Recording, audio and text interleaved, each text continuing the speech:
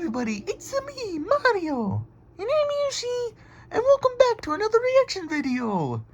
Welcome back, everyone. So today's reaction video is going to be another game theory, but this time on a lot of people's favorite subject, Five Nights at Freddy's. Oh, I heard of that game. It's pretty scary. It is.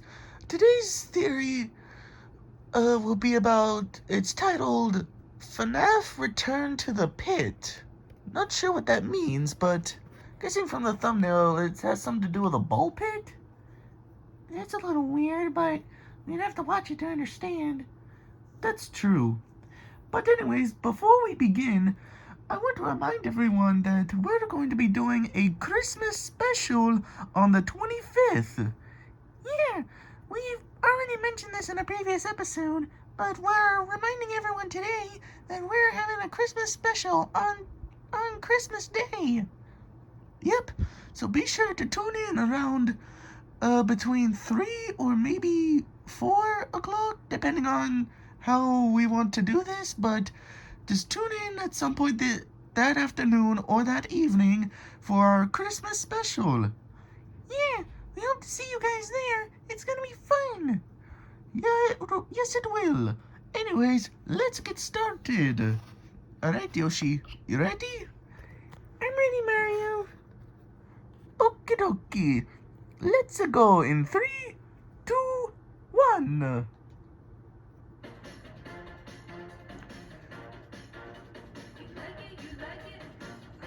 I've pretty much gotten used to each of our episodes starting out with ads. Yeah, I've gotten used to it too. Oh, do you recognize this scene?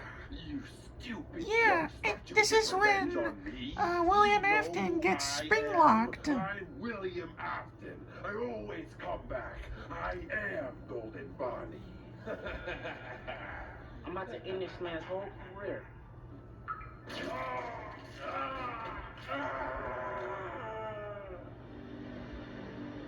That's such a gruesome way to die, but in the end, he did deserve it. Yeah, he did. Springlock suit clamping down on your subscription feeds. And oh my gosh, guys, finally, after all that waiting, after being patient for so long, after all the delays, it has finally arrived. It is here. A brand new Freddy game just released where we finally get to go up against Vanny the Killer Bunny. Here it is, Security Breach. Furries Rage. Didn't know it had a subtitle. Apparently it's about an onslaught of angry furries on the attack. Oh wait, sorry. Misread that title. It's a Fury's Rage. Very important distinction there. Well, anyway, let's fire this puppy up. Let's see if they're ready for Freddy. I bet this light is gonna be so bumpy. Oh, come on. Like last time? We just started. How is there already another ad? The best part Ugh. is sugar-free God candy. dang it. No sugar, great taste, guaranteed. Yeah, fine. At least they were short. Yeah. I'm so good looking. Not quite what I expected on multiple fronts. A game-long apology for all the delays with the real Security Breach. They're gonna kill me. They're gonna kill me when they find out that I have to delay the game again. What am I gonna do? You can tell that Scott's feeling a little guilty these days, huh? Also, apparently he sleeps in a fairy tale bed. Learned a lot about you with this one, Scott. Anyway, just because the official game is still TBD doesn't mean that there's any less to theorize about. We've got a new book, we've got secret bosses, Security Breach has been out for a while now. behind the floodgates just Yeah, waiting to pour I mean, out. I So think today, I'm this doing another theory is roundup like, of what, short 2 FNAF years theories. old? Some looking back to the past, Yeah. some looking ahead towards the future, I and think some it that are is. so out there that, well, you're gonna see when we get there. So open your minds, your hearts, and your hollow animatronic chest cavities reserved for the bodies of dead children, because I'm shoving theories in everywhere. Theory number 1, we definitely play as Michael Afton in FNAF 3. In the newest Fazbear Fright book, Gumdrop Angel, released at the beginning of May, we as always You have our do 20 play main as horror Michael novellas. Afton? The first is the title feature, Gumdrop Angel, a tragic tale about a girl who Oh. transforms into a giant gummy bear I guess that makes that gets eaten sense. alive by a swarm of saliva-mouthed kids at a Freddy's birthday party. Talk about your hygiene concerns. Oh, It's Lord. a whole heck of a lot scarier reading it in the aftermath of a global pandemic. I But don't as want to have that you image in my can imagine, head found of in a story about sentient gummy bear. gumball Our second girl story, getting Sergio's eaten alive Lucky by Day, is all about children. Balloon Boy, or should I say Lucky That's... Boy, a doll Yeah, wearing I a don't want propeller that hat and image in holding my both head a balloon either. and a sign that says, I'm a lucky boy. In this story, our main character Sergio finds the doll and ends up buying a lottery ticket because of its advice. The next day, Sergio finds that he won himself $600,000.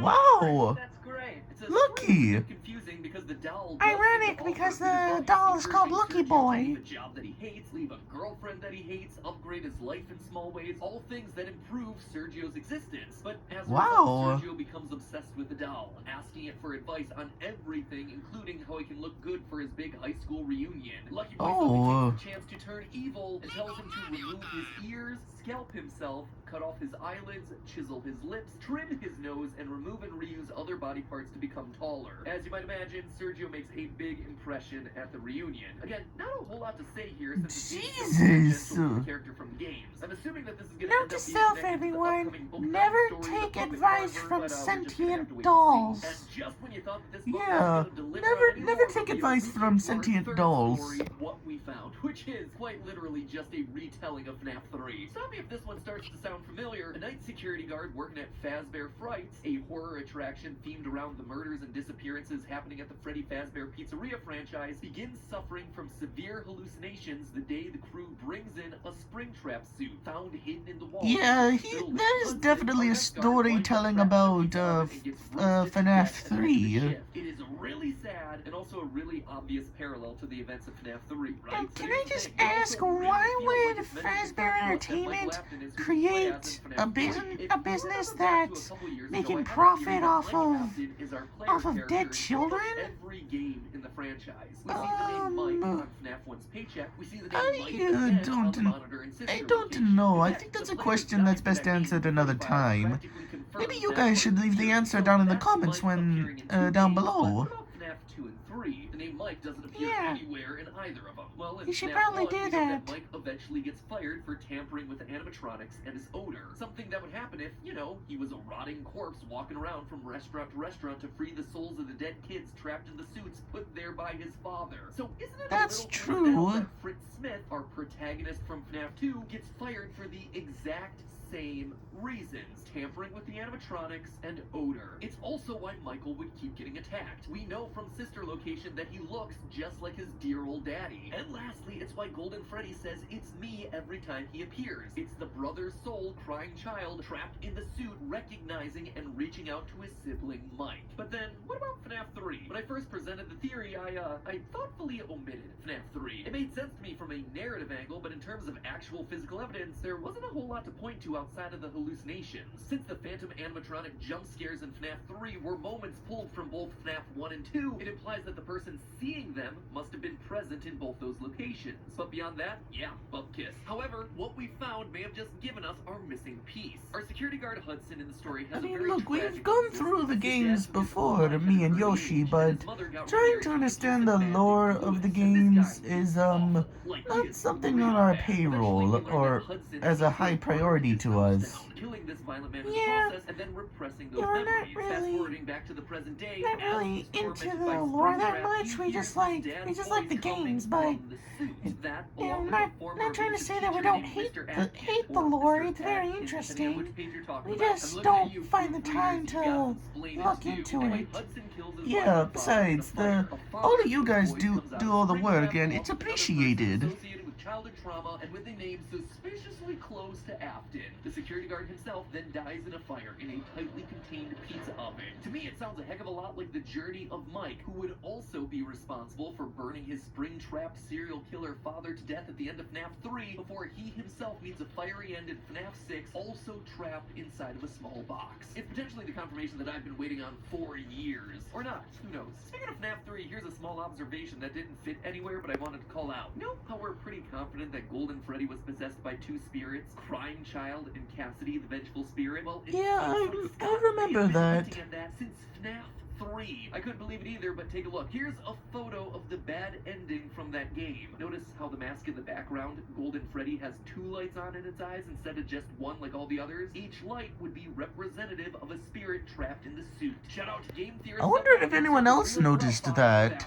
And while we're on the subject of Cassidy, theory number 2, Cassidy died in the ball pit. Recently it was confirmed by Scott Cawthon on Reddit. I guess this is where the ball pit comes in. Number 11. Probably. But the 12th mini book full of stories that didn't make the cut acting as a bonus. Gotta admit, it's a bit of a shame because this whole time I was hoping they would get 76 more out of this thing just so we could make a joke along the lines of, was that the right of 87? Anyway, it means that we're in the end game now, specifically with the story of Detective Larson and the Stitch Raid, the overarching narrative that happens in the epilogue of each installment. And that's nothing to sneeze at, my friends. Is that idiom acceptable after 2020? Anyway, it's a big deal since this is the story that's pretty much. more reveals. Most Yeah, notably the hints that led us to it believe that is still Golden Freddy acceptable was the serial nowadays. inside of it instead of just 1. And with only 3 epilogues left before the end of the series, this story needs to have itself a really big payoff. So when we last left our heroes, they had just battled a 15-foot trash rabbit called the Afton Amalgamation. By the end, Larson got infected with the glitch trap virus, and Jake, the remaining spirit inside the Stitch Raid, realized that he could use his, I don't know, his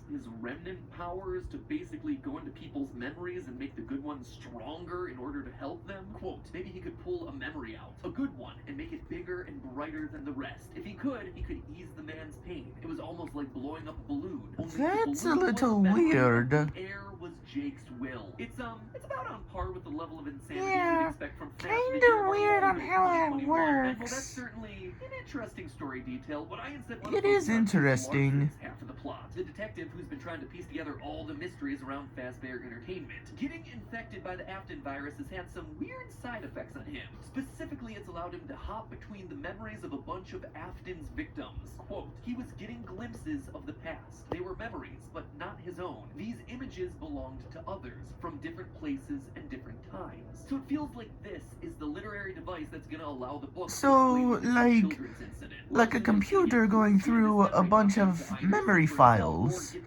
Investigate what happened to Almost, Susie, Gabriel, I Fritz, think. Jeremy, Charlie, and Cassidy. But then things start to take an unexpected turn. One final quote. As his mind swept him from one visit to the past to another, he always saw the same thing in between. He saw a ball pit. Oh boy, here we go, friends. Get a ready, ball Char. pit? You about to be jumped. You see, despite all the craziness of the Fazbear Fright So story, between the they memories, there was a follow the ball same logic. pit? Technology infects humans, endoskeletons become haunted, people can be replicated, but there was one that always stood out. For those of you who don't remember, the title story of the very first book was Into the Pit. The story of a time-traveling ball pit that allowed a boy named A Oswald to go back time-traveling to visit the year ball 1985 pit. and see the after effects of the missing children. As he does I this, find he's that chased hard down to by Spring Bonnie believe. disguised as his father. It was weird because time travel is always weird, but you know, we didn't think too much of it at the time because it was a one-off story in a collection of random one-off stories. But now,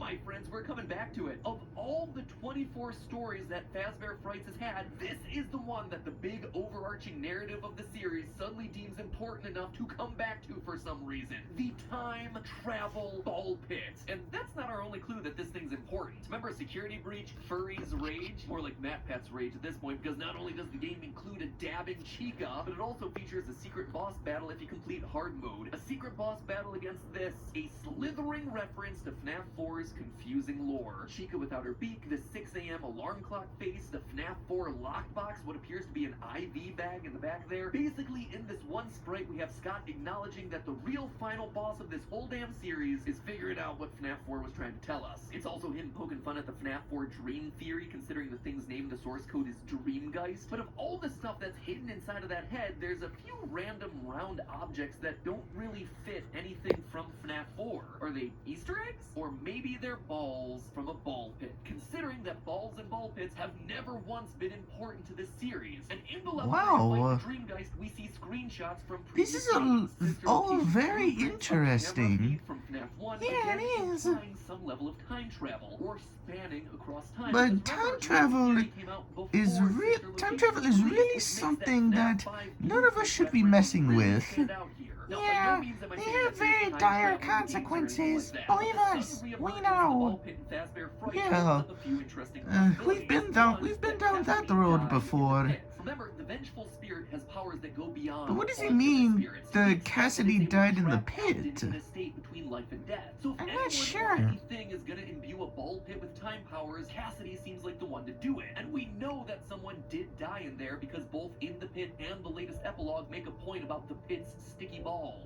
Get your mind out of the gutter there, people. Quote, he studied the plastic balls. The substance covering the plastic surface looked like blood. Old blood. And here I thought the worst thing that happened in a ball pit was the guy. Fire up the Golden Freddy in the ball pit thumbnail, boys. 2, that the series is gonna end with Larson that makes sense. If there's the blood ball on pit the to save on the missing plastic children balls, from it makes Afton and release sense. their spirits. Why would I assume something like this? Well, giving Larson memory powers would be enough to tell the kid's story. Let him see glimpses of their trauma, clues that lead him on an investigation. The ball pit, though, becomes necessary if the story plans on him physically interacting with those kids. So I wouldn't be surprised if the ending of this entire book series is unwinding the thread that started it all. The missing children's incident kids are saved, which, in the process, undoes all of the other horrific stories that spin out from the Fazbear pizzerias. I mean, that's what will happen with time travel.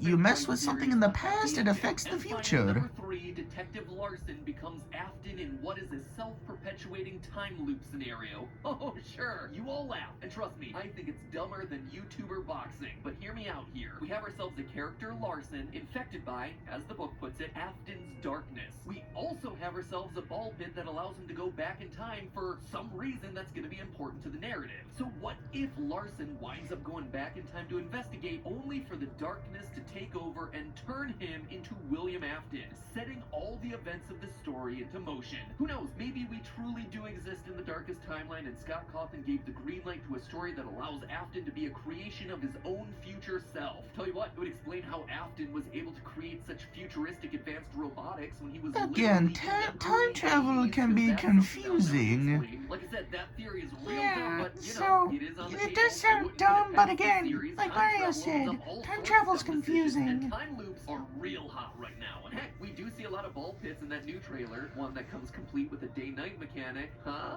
Will I be right? Will I be wrong? We've got ourselves 3 more books and an indeterminate wait for security breach to arrive, so you can bet the theories are just gonna get more and more ridiculous until that day comes. So in the meantime, remember to actually listen to my dear friends Rhett and Link's new podcast, Ronstadt. If you like FNAF, then chances are you're gonna really dig their new project. It's a horror sci-fi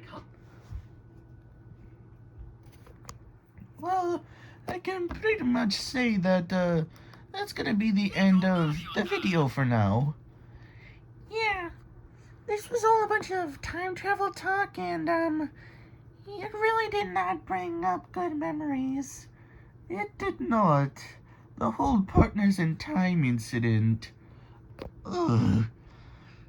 I hated the Shroobs during that time period, or whatever it was. Yeah, it wasn't fun at all. I don't even think I was in that game.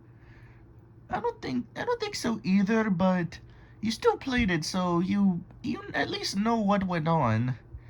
Yeah, I do. But, it's all just still confusing to me about how time travel works. Thank God we don't mess with that anymore. Anyways, thank you for watching our today's episode, everyone. Be sure to like and subscribe to the channel if you want to see more content. Also, leave your comments down below on what you thought of today's video. Don't forget to hit the notification button to see us release new videos. And we'll see you guys in the next episode of Mario and Yoshi Adventures. See you next time. See ya.